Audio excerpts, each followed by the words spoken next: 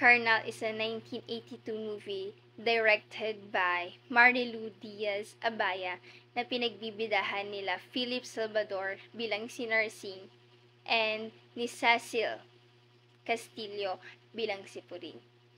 Habang pinapanood ko ito is talagang grabeng takot and kaba ang aking nararamdaman sapagkat meron ditong isang scene kung saan pinugutan ni Narsing ng ulo yung kanyang ama out of jealousy. Dahil sa pagtatangkang rape nito ang kanyang asawa na si Puring. Sa pelikula rin na ito is pinapakita kung paano naging malupit ang lipunan sa mga kababaihan at sa mga taong mahihirap sa buhay.